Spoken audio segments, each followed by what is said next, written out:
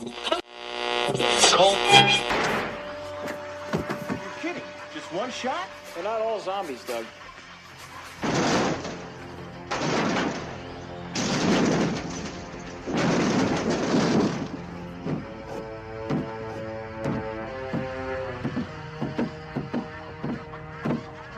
How do you fight this thing? Maybe we could drown it in A1 sauce. Well, sometimes that is better. The person you put up there ain't the person that comes back. It's a dance song to get down with. About 6 feet under. Get there. Ooh, I love this song.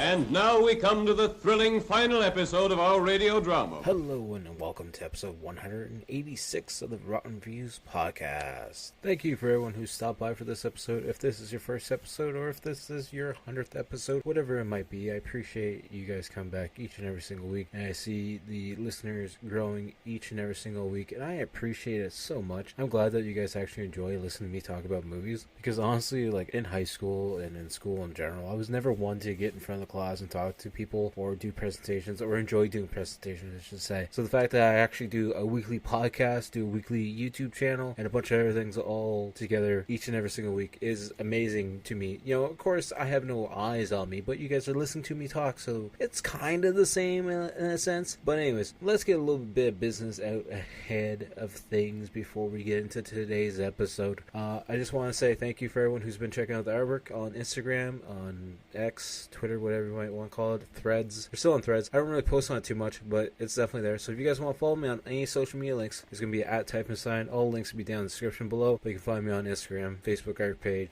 There's the X, Twitter, whatever you want to call it. There's Threads, there's TikTok. But the main thing we're pushing and promoting each and every single week is that YouTube channel where we have the weekly gaming video going up every single Wednesday. We have old episodes of the podcast going up as well. We have various shorts going up and live streams. Been doing a lot of live streams of GTA Online. Going to be getting back into some Fortnite and probably some Fall Guys, Texas Chainsaw Massacre. And actually, the last few nights I've been doing just short art streams. I've been getting like 81 views a piece for those. That's pretty cool for me, for like just doing a 20-minute stream and having actual people in talking to me about the artwork and whatnot. That means a lot. So maybe I'll start doing some more art streams as well. I'm just doing them from my cell phone, so maybe at some point in time I get like a nice camera or something set up as well to do them on. But I'm having a lot of fun doing all that stuff. Having a lot of fun doing my Super Mario mashup pieces. I've been doing a lot of wrestling related mashup pieces with the classic Super Mario pose, so definitely go check them out. You can find them on, like I said, on the Instagram, on the X page, on Facebook, or on the actual YouTube shorts and whatnot, and the community posts as well on YouTube. So definitely go check that out, because once we do hit 1,000 subs on the YouTube channel, I'm going to be giving away some free artwork. Not sure what the subject's going to be. Probably going to just pick someone at random and just do whatever they want me to draw. So it's something to look forward to once we hit that 1,000 subs. I'm hoping we're going to hit it sometime this year. I think we should be able to. We'll just have to wait and see how it goes. You know, the year's still early, even though the months seem to be going by like crazy, but it is what it is. But back to the podcast at hand, because that's why you guys are here. You're not here to listen to me talk about my YouTube channel or my art or whatnot. You're here to listen to me talk about some movies, and we got a fun one today. But if this is your first episode, I thank you very, very much for showing up for this one. It's gonna be a fun one. I've watched this movie a couple times before, so it should be good. If you guys have this saved to download off of Spotify, I appreciate you guys coming back each and every single week. It means a lot to me. But yeah, for all the new listeners out there, I'm going to be talking about this movie from start to finish and hitting all the points in between that catch my interest. So if you don't want to be spoiled on a movie that came out in 1990, feel free to pause it now, and you can watch it on Tubi. You know, you got the ads and whatnot, but it's definitely, you know, we're getting back into Tubi. The new look for the Tubi site's a little bit different, but we'll work with it. It's fine. But anyways, I guess we should probably talk about the movie that we're going to be talking about today, which we last week picked a comedy and a crime movie for an hour and 37 minutes from 1990. We're watching Cadillac Man, starring Robin Williams, Tim Robbins, and Fran Drescher.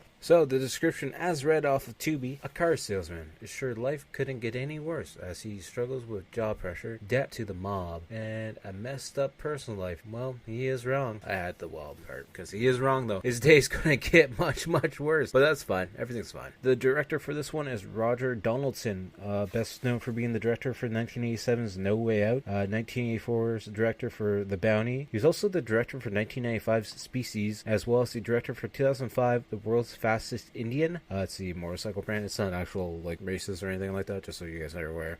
I don't want any backlash, okay? The writer for this one is Ken Friedman.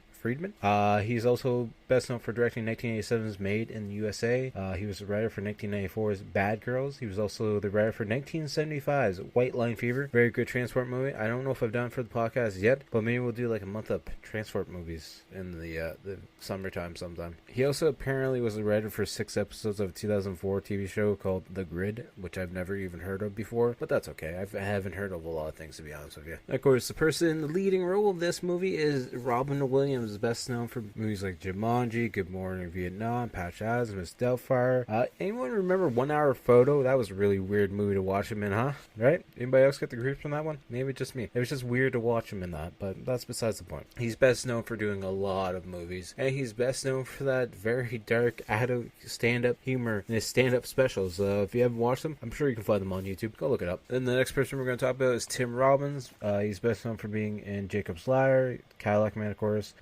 Let's see, Shawshank Redemption, Cradle Will Rock, River. He's part of Anchorman, The Legend of Ron Burgundy, which I don't remember him in there at all, but apparently he's in there nonetheless. Then the last person we're going to talk about is Fran Drescher, who's best known for being in 145 episodes of The Nanny, where she was also the writer apparently for that. She's also in UHF, the Weird Al Yankovic parody movie, and she's also Eunice, or the voice for Eunice in Hotel Transylvania. Did I say that right? I don't know, it's been a while, so maybe I might have butchered that. I'm good at butchering names, so. The tagline for this movie is Legend, Lover, Salesman, Away with Words, Away with Women, and Away over his head.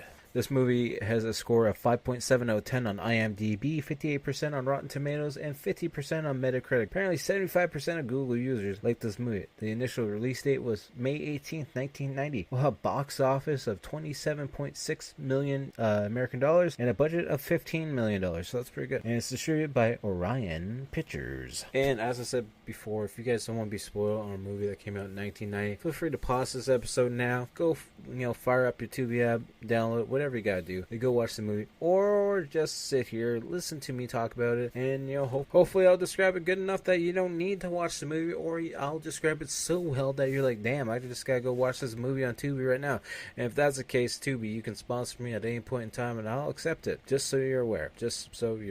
I obviously know that's never gonna happen ever, probably, because I don't think they sponsor anyone, but that's besides the point. So get comfy, if you're listening to this late at night or early in the morning, or if you're at work, just keep on working, get through the day. Hopefully this helps you get through the day, and we're going to get started on the movie right now. Presents Saturday Night at the Movies, the television series which each week brings you the finest in recent motion pictures.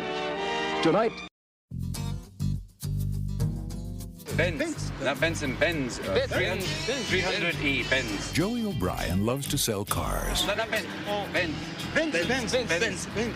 Mercedes-Benz. Mercedes-Benz. Right now you're probably thinking, hey, this is not the car for me. But with a touch of one button, max headroom. I'm talking emotional support. Emotional? Can you afford that? Yeah. Want to make it happen, huh? This emotional thing you want? And he loves too many women. Yeah. When you want something, you gotta go out there, you gotta take it like a shark. Well, that's how I should take you, from underneath. Oh. Why'd I ever leave you, Tina? We were asked to leave. Do you remember why? Now, he has a little explaining to do. I want to know how many times you did that. I don't want to know where, I don't want to know how. Her too, and my wife and his wife? How the hell you got time to make a living? Joey, what's he talking to you, Joey? This is true? Oh, come on, Lisa. Lisa? I knew you was doing a Lisa, Joey. No. What's that make it? 4? How many girls you got? Yeah, Lisa's my daughter. You got a daughter, Joey. You probably got a wife, too. No, wife? No wife, no, ex-wife. He's a busy boy. You're Joey, a very busy boy. Madonna. What? Tina, Chuck, Lila, Lola. Lila. Lila. Lila, listen, there's an explanation for all this. There really is. Ow! Robin Williams, Tim Robbins. You got a lot of girls. It's easy for you. It ain't easy. Cadillac Man.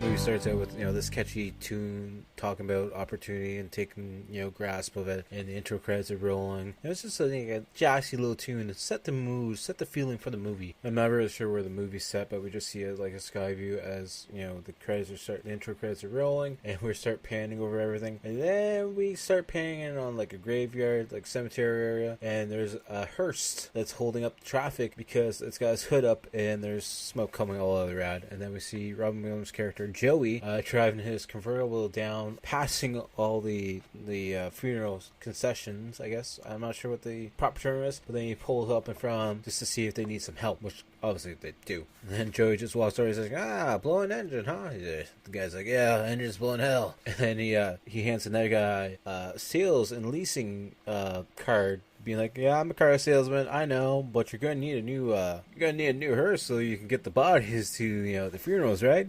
And we're doing a one-time deal tomorrow if you show up. Buyer incentive, come on. He's like, I'm trying to bury it, man, not trying to buy a damn hearse. And then the widow comes up and wonders what's gonna happen. And then the guy who owns, I guess, the funeral home or the hearse or whatnot, he has his mechanic showing up in this rusty truck that's smoking all over the place. He's like, yeah, we're just gonna put the casket in there and we're gonna transport it the rest of the way. He's like, I did not pay $10,000 for my husband to be carted away in a pickup truck. And then we see Robin Williams with Joey helping them take the casket out of the back of the hearse and putting it in the back of the pickup truck. And the whole time he's saying like, $10,000 for a funeral, huh? This lady must be loaded, huh? Must have had a lot of money. She probably could use some cheering up at this point in time. Maybe some little bit of pleasure. Maybe she want to buy a new car. Maybe I can sell her a new car. This whole time he's like saying this stuff all in his head. He's like, I can't sell a lady a car at her own funeral or her husband's funeral. That's insensitive. And he's like, well, actually no. People think car salesmen are the scum of the earth anyway, so I might as well just go for it. And then Joey gives her the card. She's like, what is this? It's my business card. She's like, you're not trying to sell me a car before my husband gets in the ground. She's like, well, yes, actually I am. And we see him driving, talking to the camera. He's like, yeah, so not every sale works out, but I gotta keep trying. I feel great. I'm making somebody happy when I sell him a used car. That's probably a piece of crap, but that's fine. And then we see Joey going for a meal with his lady in bed. I don't know how much I can say on this on Spotify and stuff. But yeah, he's eating out, he's dining out, and then his girlfriend Joy's like, no, honey, look, your commercial is on TV. Look, you're in the background somewhere. And then we see Joey showing up to work where there's this guy Frankie who looks like he's at a hair metal band. He's like, hey, look at this new tattoo I got. It's pretty cool, huh? And it's like, it needs a little bit more worms actually and stuff crawling out of it. Nah, it'd be fine though. I'm not sure if this Frankie kid's like a maintenance guy or a cleaner. And then his boss Jackie's like, come on man, you're a little bit late. He's like, no, trust me. I was actually, hustling some people at a funeral. I got a sale coming in tomorrow. Don't worry. Trust me. Selling a hearse. Don't worry about it. Then Jackie pulls Joey to the side. He's like, so, Dad had some people come in to take a look at the company, and when we moved to a new location, we gotta actually, downsize the sales floor. So, we're probably gonna have to get rid of you, to be honest with you. That's when Jackie's like, so you gotta be back to full force tomorrow. So you gotta sell 12 vehicles tomorrow to make my dad want to even keep your ass on the force. Because if you don't, you're going to get fired. And then we see Big Jack coming out. He's got a couple guys when he said, come on, we're going for chopsticks. Because, he's a little bit Chinese racist there. He's taking the sales floor out to Chinese to, I guess, probably break the news to them. And then Helen, the Chinese waitress, is trying to sell Joey on some monkey brain. He's like, you still got some cash? He's like, no, the monkey brain for you because you need it. I'm breaking for lunch and going back to work. Apparently the company motto is nobody gets out alive if they don't sell cars. And we have Joey stressing out as he's driving his Cadillac or convertible, whatever. I don't really know what it is. I wasn't really paying too much attention. But he's stressing out because he's going to go shopping with Joy where he should be at work, trying to sell cars to make more money for the company, more money for himself for commission, and to save his ass at work. But he can't say no to a woman because he's like, if a woman's happy, it gives me the chance of hopefully hopefully getting some and being happy as well. And then we see them in a store. It's kind of like a fancy antique shop of some sort. And Joey sees something that she really likes. And Joey sees the receipt or paperwork for it. He's like, haha, $3,000, huh? So you got this for a steal of a deal probably, huh, somewhere? Can I see the invoice to see how much you actually charge for it? And the store clerk's like, sir? Really? And then we see Joey and Joy in the car. And Joy's getting pissed off at him. Because he's like, honey, I can't believe you tried to sell him a used car. And he's like, what are you complaining about? I saved us $1,000. Then we see them stuck in rush hour traffic of some sort, and he's freaking out, honking the horn. He's like, honey, you can't be honking the car horn. You're going to stress out our little dog. He's like, I'm going to be late for work, and my job's on the line, so I need to get out of this goddamn traffic. And we see Joey showing up to this big fancy house, and it's a Tony guy. And apparently Tony sounds like he might be a mafia guy of some sort. And Joey's looking at his watch. He's like, oh, I'm really late. Carmine will save my ass, though. So he knocks on the door, gets let in. He's like, so where's Carmen? He had a hunting accident, apparently, the big, body bouncer looking guy says at the front door. Then we see Joey and Tony sitting down. He's like, Tony, so you didn't come here to ask for more money, right? I'm not your personal bank here. We go way back, but you gotta stop borrowing money from me. So then Joey's like, so I just need a little bit, and I promise I won't make you wait too long to get repaid. I promise. I'm not gonna make you wait too long. And then we find out Frankie, the hair metal looking guy that's working at the car dealership, is actually Tony's son, and apparently Joey's the one that helped get him the job on the weekends or whatever time it might be. And then we see Joey pulling into a driveway, and he's like, alright, so no wisecracks, no fighting with the wife. Correction, ex-wife, no fighting with the ex-wife. Let's just get in there, back in the good mood, and take care of business, and see my kid. Before he walks into the house, he's like, maybe she's seeing somebody, maybe I shouldn't go in there. Like, she is a pretty good working girl. And he's like, nah, she's probably not. And then he goes in, and we hear some sounds. It sounds like she might be getting it on, but she's actually on this spin bike, just singing,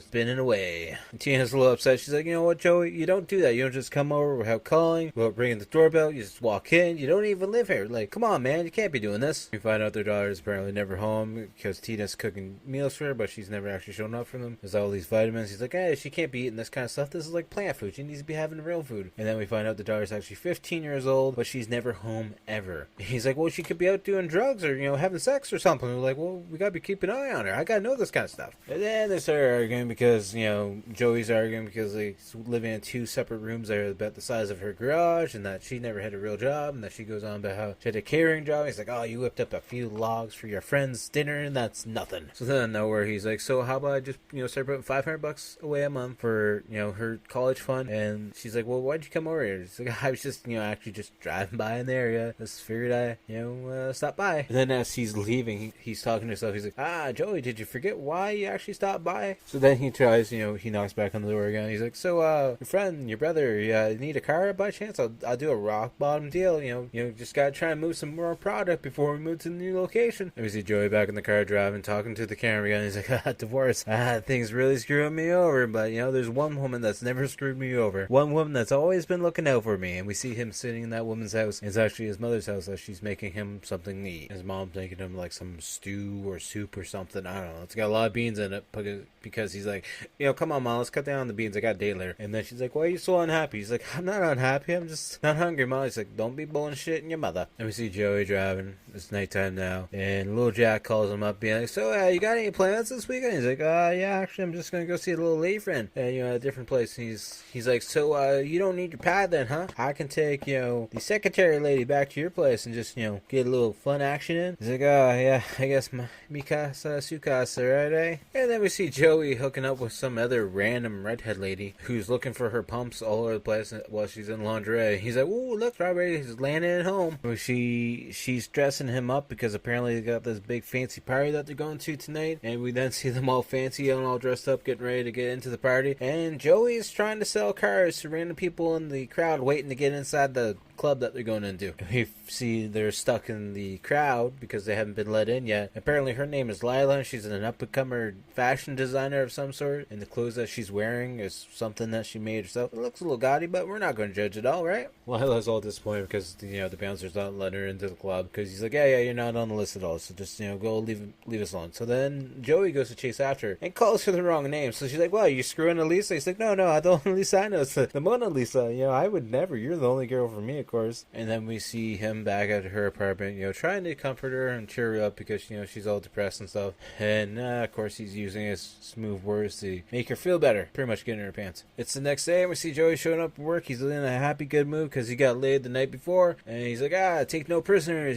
Today's the day that we sell 12 cars so we can save our job. And then Frankie's at the front, cleaning the door. He's like, why I gotta do this, man? Joey's like, money. Do you want money? Get money. Then we see Joey getting a phone call, and it's Tina, and Tina's, freaking out because their daughter stayed out all night. She didn't come home at all, and she's, freaking out because, she's 15 years old, and she's just out there on her own, pretty much. We find out that the daughter did call just to say where she was, and he's like, I can't come home. I can't come help you because, if I leave right now, I'm going to lose my job, and I need my job. I need to pay for the bills. I need to afford to, put her in college. And then he hangs up the phone on her. And then we see, Larry showing up on his motorcycle, just speeding through the car dealership, and Joey's like, "Hey, come down, that's Donna's man. We can't let anyone know that Donna's sleeping around with pretty much everyone." And he's Larry's sitting on the motorcycle, just revving the engine, screaming for Donna to come outside. Then we have Donna and Larry fighting in the parking lot because Larry's like, "Donna, what are you doing working on a Sunday? You work almost every single night. You work till 2:00 in the morning. I know something's going on. Whose dick are you on?" He's like, I'm not standing around for this anymore. And then he speeds away. And then as Larry drives away,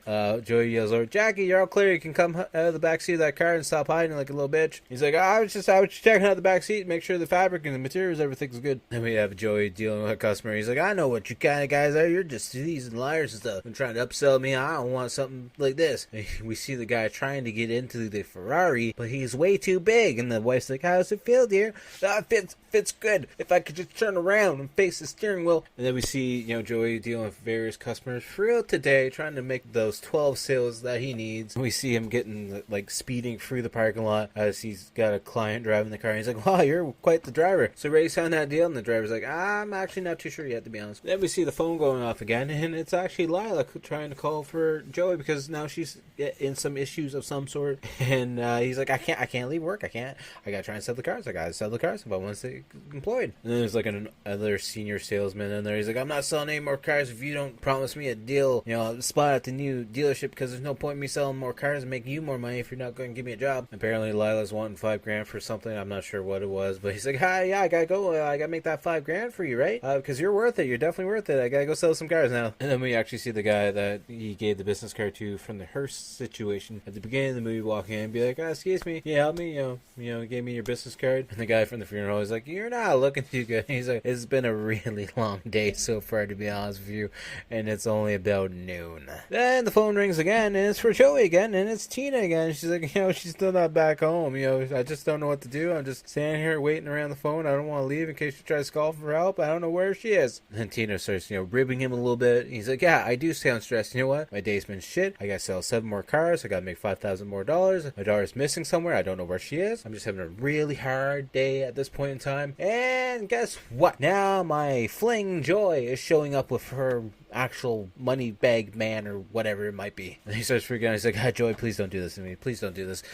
Please go away, Joy. Please go away and take your rich man away, please." And we find out that Joey apparently put Mr. Munchak, the rich guy that's with Joy, in his car that he's driving about 5 years ago. And that's probably as long as the fling's been going on between him and Joy, because he's a ladies' man. We have Joy freaking out because, we got Joy and her man wants to buy Joy a new car. Joy's like, "So you willing to continue our business and service us?" And then there's a foreign couple that are like, "Joey, you're going to sell us this car because I'm getting ready to walk out." And then there's the guy from the funeral home who's getting ready to leave as well because he's tired of waiting. And Joey's just freaking out trying to go from customer to customer and just starts yelling and telling everyone to F off. And then out of nowhere, Larry drives his motorcycle through the front display window and has an assault rifle of some sort. And he's like, "Everyone just, sit down or you're going to die." Then we have Larry just shooting the ceiling of the whole place. And he's, crowding everyone together. We see Joey hiding underneath his desk, and Larry just starts kicking. He's like, "Are you one of them? Are you one of them sleeping with Donna?" He's like, No, not me, not me. And Donna starts freaking out on him. He's like, "What do you want to know? What do you want to know?" He's like, "I want to know which one you're cheating on me with." And she just says she's been screwing them all. So then he starts shooting the gun all over the place. We see the old couple trying to escape out the front door, and he's like, "No, you guys are staying here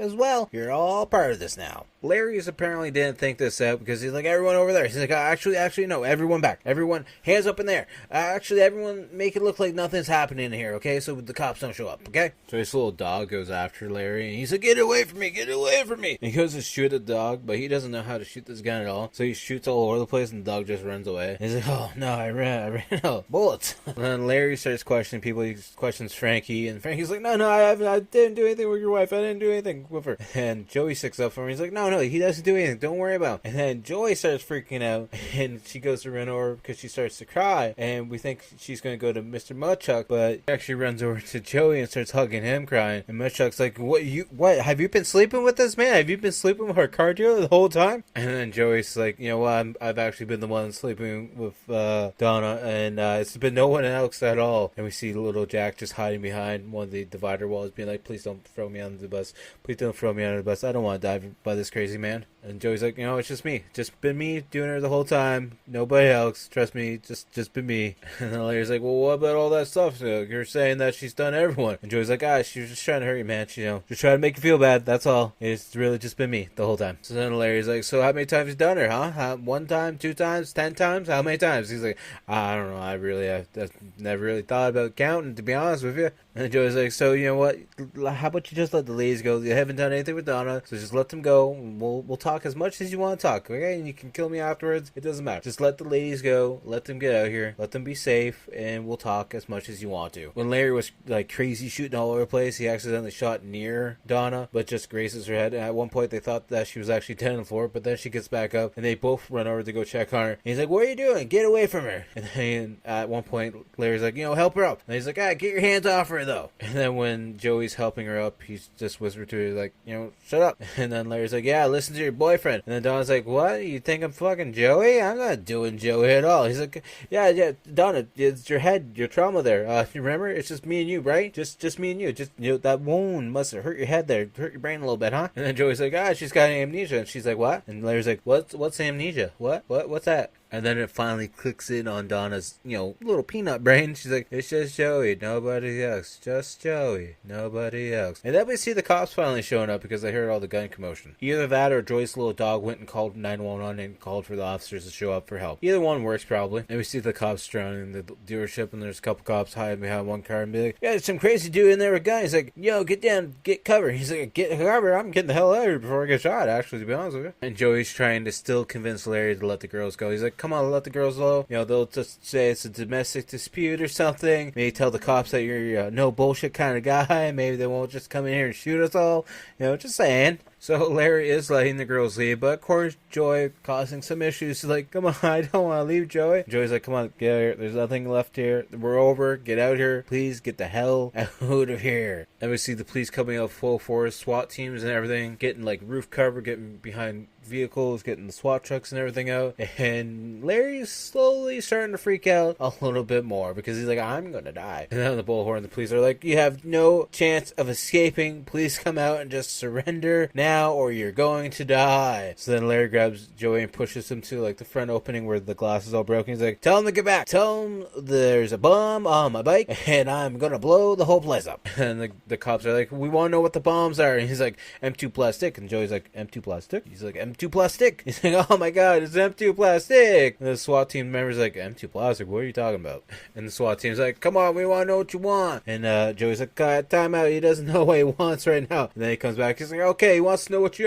you guys are. He's like, we're the New York Police Department. What do you think we are? And then Larry's like, tell him I don't want to talk to him. If I do want to talk to him, I'm not going to talk to him out there because it's not safe for me to go out there. So they can call if they want to talk to me because I'm not talking to them out there because I'm just not doing that. And then Joey's like, so do you want to give them their name? He's like, no, I don't want to give them my name. If I give them my name, they're going to know who I am. He's like, smart thinking there, Larry. You're smart.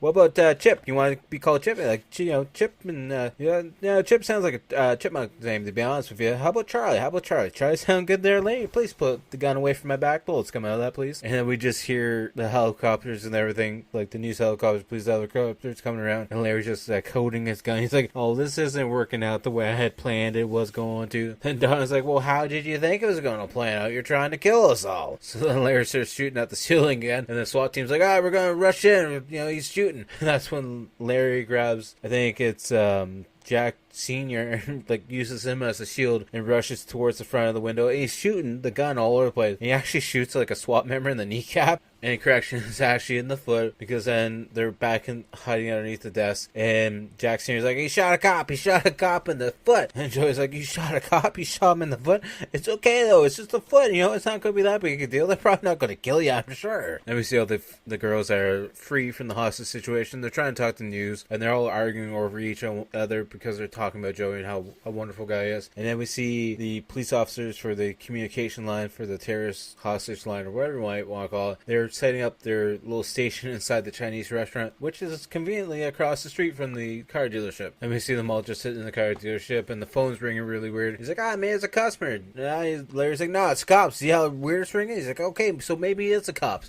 But, you know, they can't see you inside the station, so maybe we'll just answer the phone and see what they want. And Larry tells Joey to pick up the phone, so he picks up the phone. He says it's the dealership. He's like, oh, okay, so it is the cops. So you're right, Larry, it is the cop. Then Officer Mason, who's like the negotiation party, he's like, so how's your day going? He's like, well, you know, my day was going fine. You know, I was a little bit stressed out. You know, I thought I might be losing my job, but now I might be losing my life. So yeah, my day's going great, to be honest with you, Mason. And Mason's like, so what's he want? He's like, I don't know what he wants, but let's just, you know, give him a little bit of time so we can figure out what's going on here. He's like, we'll give him a minute. He's like, give him a minute. He's gonna kill us all in here if you don't only give him a minute. How about we just, you know, relax? You know, we'll work some time out, figure things out. And Mason's like, okay, fine, we'll give you 50 minutes. And then Joey hangs up and he's like, yeah, goddamn cop asshole. And then we see little Jack staring over at Donna and he's kind of like amazed by her. And then Larry's like, whoa, what's that little bit of a look at? Why are you staring at Donna like that? And then little Jack's like, I don't know what you're talking about. I've never really ever really touched her that much, to be honest with you. And Joey's like, so Larry, how about that time we have the private talk now in the office or somewhere? You know, we'll keep everyone actually in the office. We'll talk outside the office. You know, we'll figure things out, right, Larry? And then they get locked in the like conference room area. And then little Jack's like, sorry about that, Don. And Don's like, shut up, would you? Shut up, Jack. Just shut up. Then we see Joey and Larry sit down. And he's like, so things aren't going too good with you and Don, huh? He's like, why do you care? You know, you're the one doing her anyways. He's like, I wouldn't be doing anything, you know, if I thought there was, you know, happiness there. I would definitely, you know, stay away from my boundaries. Liar. Then we have Joey for some reason trying to be like this down-to-earth, you know, relationship counselor type person that he's really not good at being at all, because, you know, he's sleeping with multiple women all at the same time. We find out that, you know, Larry's been laid off, you know, he's not feeling too good. He's feeling a little bit down on himself because he can't find any work. And then he takes everything that Joey's saying the wrong way. He's like, yeah, I get what you're saying. Guy with no job is like guy with no dick. That's why I can't please Donna, huh? That's why you're doing it for me, huh? And the whole time, Larry and Joey are having their talk, you know, trying to get to know each other a little bit better. We see everyone in the conference room. We see Frankie sitting on the table, and he's pushing, I think, little Jack up into the ceiling to try and escape. And then Larry comes in. He's like, you guys are trying to escape? I thought I could trust you guys. Get him down out of the ceiling right now. I thought we were friends here. And then, of course, we see Lila showing up to the area, and she's trying to push through the crowd and comes up to the police officer. My boyfriend Joey's in there. Joey's in there. I need to get closer so I can make sure Joey's okay. And they're like, all right, fine, get a little bit closer. And then one of the officers is like, hey, lady, just calm down. We have the hostage negotiation set up in the Chinese restaurant, and the phone lines are going through. Everything's going to be fine. So then Lila just runs in there, grabs the phone, and starts talking on the phone. The officers start pulling away, and Joey's on the other end of the phone. He's like, shit, this got worse. Now Joey's trying to convince Larry to let some of the people go, especially the people that are just customers there trying to buy a car. And he's like, you know, okay, I'll let a few go, but not him, because he's like a money bag, so we're gonna keep him around just for a little bit of a negotiation purposes. And Munchuk's like, so how about I just give you some stuff, you know, to let me out here, and we'll just call it even. I won't press any charges or anything. How about like $25,000? He's like, Larry's like, I know that's bribing and stuff. I'm not gonna take your money because that's bad. I know that would get me in trouble. And then, you know, a couple of the guys get free and get to, you know, go to the other side with the police officers. And somehow Lila comes running through the dealership and yelling and screaming for Joey. And I don't know how she got past the police. And then Mr. Munchak's like, you're screwing her and my wife and his wife all at the same time? And then Larry's like, wait, you're screwing 4 people? And he's like, no, Lisa's my daughter. And Lila's like, you got a daughter? You never told me you had a kid at all. And then Lila's like, you know what? I got an explanation for you, Joey. And then she comes right over to him and sacks him. And then Larry's like, get out here. Just go. Please get out here. I don't want you a part of this. And then we see Larry and Joey sitting down, and Larry's like, you got a lot of girls. Is it easy for you? And Joey's like, it's not easy at all. It's never been easy, to be honest with you. It's a difficult time. And then we see Lila talking to the news people and talking about her clothing line and how, her ex-boyfriend's in there. And then we see Tina showing up in the background to talk to the police negotiation team, being like, oh, yeah, issues are going to grow. And then we see the mafia guy, Tony DiPino, showing up in his Cadillac limo, being like, yeah, well, one of the hostages in there is this kid, and the officer's like, oh, yeah, come right through. We don't want to die by the mafia people. And then the phone rings, and Joey answers it. He's like, so NYPD want to know if you want anything, Larry. It's an NYPD takeout. He's like, no, nothing right now at the moment. And he responds that back to the officer, Mason, and Mason's like, so your ex-wife Tina's here to talk to you. He's like, my ex-wife Tina, huh? God, this is getting great. This is a great day. And then Tina's like, you know what, Joey? You put that man on the phone right now. And then Joey's like to Larry, so my ex-wife wants to talk to you. He's like, no, I don't want to talk to her. I really don't want to do that. And then we just hear Tina in the background yelling through the phone, being like, put him on the phone now. And then Tina's telling Larry how that their daughter might be in trouble because she's been out all night, and Larry's feeling really bad about it. He's like, oh, your daughter's been out all night and she might be in trouble? Oh man, I'm really sorry about that. I didn't know. And then Tina's like, so Larry, Joey's mom's really upset. She's been watching on the news as well. Can you just tell Joey to give his mom a buzz? That way she knows that he's okay and everything, so she calms down a little bit. And then Larry's like, you know what, you gotta call your mom. You gotta call your mother. You got one mother. You gotta talk to her. You gotta make sure she's okay, make sure she's happy, and make sure that she knows that you're okay. And then Joey's like ringing the phone up, getting the phone number right. He's like, yeah, you're gonna regret this. I told you we shouldn't have done this, but you're never gonna do it. And then the mom finally picks up, and she's like, you put that man on the phone right now that's holding you as a hostage. And Larry picks up the phone. He's like, hi. So then Joey's mom starts giving Larry the guilt treatment and being like, you make sure those men all get home safe and sound and that nothing bad happens to them. You promise me that that's gonna happen. And Larry's like, I promise, Miss O'Brien, they'll get home safe. So now Larry's starting to freak out, but he's pointing the gun to his head. He's like, come on, Larry, you can't be doing that. You're Catholic, right? You're not going to get to go to the nice big pearly gates if you shoot yourself in the head. And then Donna starts freking out about it and calls him Uggy because apparently that's a pet name for him. He's like, don't call me Uggy. And then Joey's like, you know what, I got the plan. I got the plan of the century. I got the plan to get you and me out of here safe and sound, and nothing's bad's going to happen to either one of us. And then Joey's like, the first part of the plan, you let everyone go, and everyone get out of here safe. And Larry's like, what? And he's like, all right, everyone but me. I'm here with your plan. And then Joey's like, so next part of the plan is you cut Donna loose. He's like, no, why am I going to cut Donna loose? I just let all my other hostages go. He's like, you're going to cut Donna loose because you almost killed her once already. See that damage on her head? That was from you, Larry. So, let her go. Just let her be safe. Did a lot of damage, and we'll repair the issues later in the relationship. And then Donna's like, I don't want to go. I don't want to stay here. He's like, oh, so you want to stay here and torture me, huh, Donna? He's like, yeah, I want to stay here. And then Larry's like, you know what, Donna, go. You get out of here. I don't want you around here at all. Just go. And then the third part of the deal is Mr. Machuk's going to give Larry any money that he needs as long as Machuk gets out of the dealership in one piece. And Joey's like, all right, you shake his hand. That's a deal. You better not go back on that deal or you're going to be floating down the river. Just so you know, Mr. Machuk. He's like, I won't abandon you. I'll give you whatever money you need. We'll get through this all together. Then there was just the two of them, Joey and Larry, just hiding in the dealership together. And Joey's like, the final part of the plan, just the two of us. And Larry starts freaking out at the final part of Joey's plan because Joey's final stage of the plan is, Larry, you just give up. Just give up. Just give up. They'll be fine. And Joey's like, you're crazy. You came in here crazy. Love made you crazy. Everything made you crazy. So that's going to be the final stage of the plan is that you've gone crazy. So you need a mental evaluation. That's why you're all doing this. And Joey's like, I'll be there every step of the way with you with the judge and the jury. I'll be there making sure Machuk pays for the lawyer and make sure that everything goes smoothly as planned and that, love made you go crazy and that's why you're doing all this because you're madly in love with this lady who's treating you wrong. So then Joey calls into Mason. He's like, we're coming out and it's on our own free will. We're just going to, two guys just walking out. Nothing to worry about, right? And then Mason's like, all right, we'll play it straight. And then we just see all the SWAT team members getting ready and aiming towards the the dealership. So now Joey's like, so Larry, how about you put the gun down so we don't walk outside with the gun? And he's like, the cops aren't going to, believe me that I'm a real dangerous man. I'm crazy. If I don't have the gun, they're not going to respect me. And Joey's like, well, the cops are going to be a little bit uneasy if you come out walking with the gun in hand. So then Larry's like, okay, fine, I'll at least take the clip out and take the bullets out of the clip. That way you don't get hurt, because I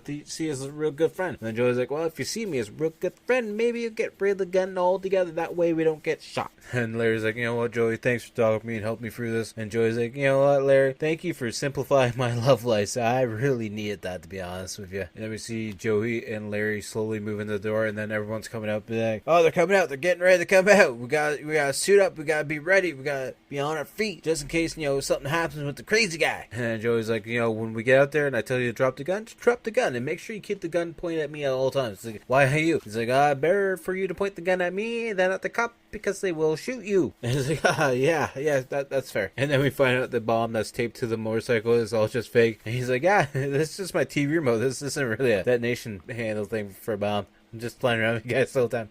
And then Joey starts walking a little bit farther away. And he's like, come on, Larry, keep up with me. Keep up with me, Larry. And then he turns around and we actually see Larry getting shot a couple times by the roof sniper. And then Joey jumps on top of him. He's like, no, he's fine. He's just a little bit crazy. But he's not dead yet. He's not dead. Then we see Joey getting ripped away by the police officers. And then he's getting in Mason's face. He's like, you lied to me. You told me that he was going to come out and everything's going to be fine. We weren't going to get shot at. Then we see Jack Sr. being like, you got a job for life, Yeah, I just want everyone else to, be on the team too, because I don't want anyone to lose a job. And then the mafia guy comes up. He's like, thanks for keeping my son safe and everything. And then we see Joey just run away to stay with Larry as he's being put on a stretcher and put into the ambulance. And he's like, you're crazy, Larry. Larry, by the way, I never did do Donna, just so you know. It was just a lie the whole time. And Larry's like, what? Then we see Donna jumping into the back of the ambulance with Larry as the doors are shut and the ambulance is drive away. And Joey's just giving the thumbs up, being like, yeah, we're good, right, buddy? And we see Tina fighting her way through the crowd and through the police officers to make her way over to Joey. And Joey's just yelling for Tina. Tina's yelling for Joey. And then they start yelling at each other. And then Tina's like, why are you yelling at me for? And he's like, I don't know. And then they start, having a nice, family hug, I guess. And then we see the daughter showing up out of nowhere. And then she's just standing there watching her parents hug. And then out of nowhere, Tina looks over and notices that there's Lisa, the kid. And we see them having a nice family hug together. And then Joey's putting Tina in the car, saying goodbye to her. And he's like, hey, Tina, you feel like giving an old car salesman a second chance? May come over for dinner, try to, work things out. And then the Asian waitress comes over. He's like, Joey, no more hanky-panky. You go straight home. Straight home. And then we see Joey getting his Cadillac convertible, driving away. He gives Mason one of his business cards, being like, hey, you want a new car? You come back Monday. We'll set you something up. Don't worry about it. And then he just starts driving away, and the credits start to roll, and that's the end of the movie. I gotta say, I really enjoyed this movie a lot. This is like my third or fourth time watching it in the last couple of years. I really like Robin Williams and Tim Robbins together in this duel. I think it's really well done. It's just a sleazy car salesman who's doing a lot of bad things, but at the end of the day, he learns from his wrongs, or hopefully we assume he learns from his wrongs. And I just think it's a fun movie. And out of 10 on the Rotten scale, I'm giving it a solid 6. I think it's good. It's not amazing, but it's still a solid movie, and I definitely enjoy watching it. So hopefully you guys will check it out. Hopefully it's still on Tubi by the time you guys are listening to this, and hopefully you guys enjoyed this review, which brings us to the point where we gotta pick what we're going to be watching next week. Next week we will be watching from 2020. It's an indie horror movie, I guess you could call it. It's on Amazon Prime, so that's where I'm going to be watching. It's an hour and 32 minutes. It's called Butchers.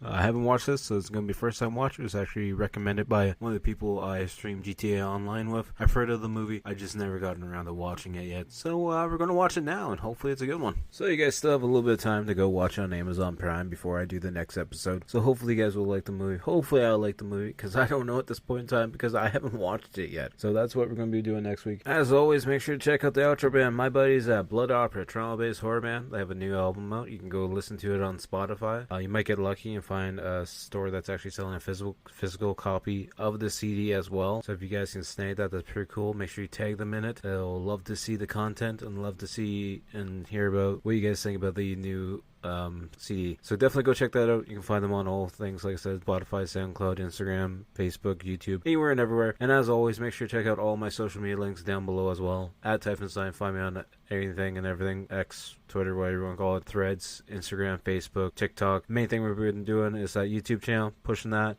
Been doing really well with the content, been streaming a lot. Not as much as I would like to. Just been a lot of things going on right now, so trying to get caught up on all the work I need to. So it's been pretty fun. So definitely go check out the YouTube channel. And like I said, once we get 1,000 subs on there, going to be giving away some free artwork. And like I said, we got the weekly gaming video coming out every Wednesday. We got all the episodes of the podcast. We have various shorts, and I've been live streaming on there a lot. I don't have a set schedule yet, but hopefully we'll have one soon. But it's been 5-6 times a week, so definitely go check that out as well. And as always, if you guys can give the podcast a star review if you're on Spotify, or an Apple review, or whatever podcast platform you're living on and listening to on, give it a good like or something, or share it. Sharing helps a lot. So yeah, if you could share the podcast, that would mean a lot. And anyways, I'm really tired, so I'm gonna end this podcast here, and I'll talk to you guys later. Peace.